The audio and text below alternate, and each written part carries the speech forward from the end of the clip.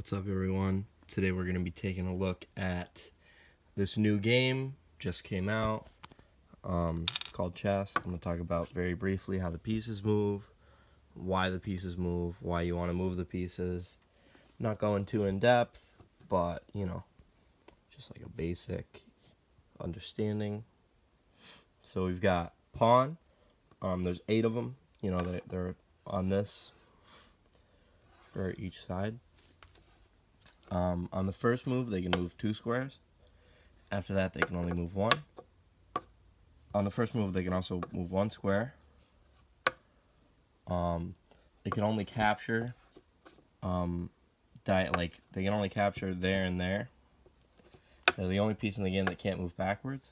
So, take like that. If there's 2 pawns that are like that, these guys can literally never touch each other.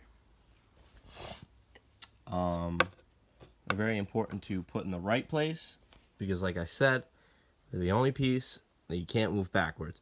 So if I push this, it's never going there again. Oh yeah, and if you come here, you can turn that into any other piece.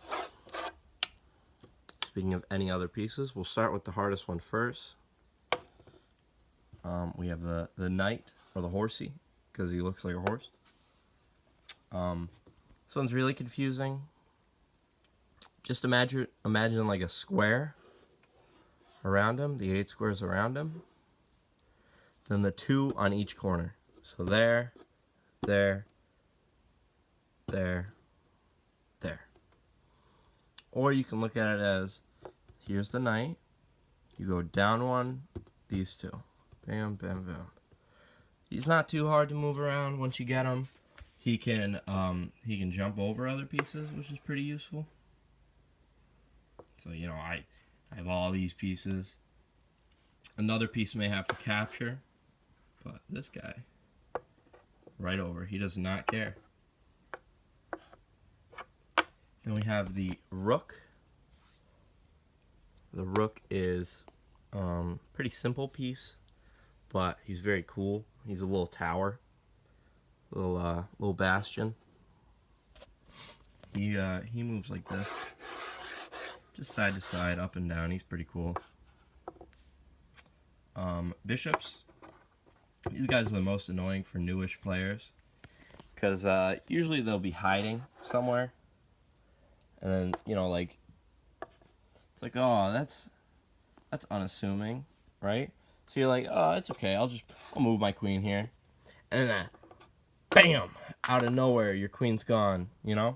So they're pretty annoying. Pretty cool though. I like them. You got the queen. Everyone knows. At least I hope you know that the queen's the most powerful piece. You can do whatever they want. They're like bishops and rooks. You can move pretty much anywhere. I can move it, there. Side by side, diagonal, wherever, whenever. Queen's your gal. Then we have the king. He's a liability in the beginning of the game, and then near the end of the game, he becomes the only piece that you can use other than pawns. And he's cool, I guess.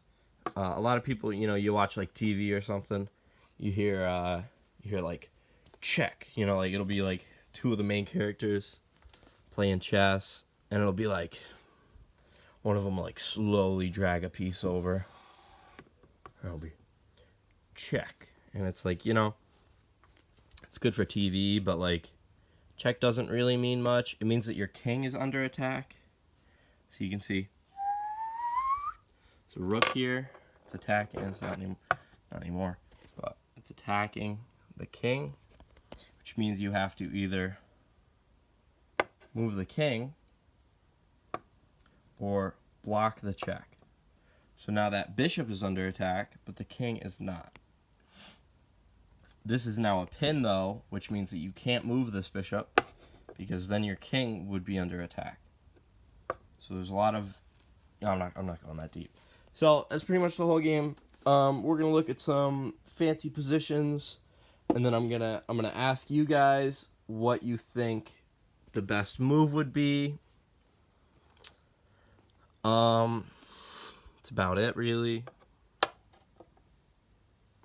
Yeah, it's pretty fun. There's also castling, which is when there's no pieces in between your king and your rook. You haven't moved your rook or your rook or your king, and there's no squares that are under attack. It also works on this side, and it's the only move in the game where you can move 2 pieces at once. And it's very nice for protecting your king, because this little wall of pawns not going anywhere. Alright, let's get to it.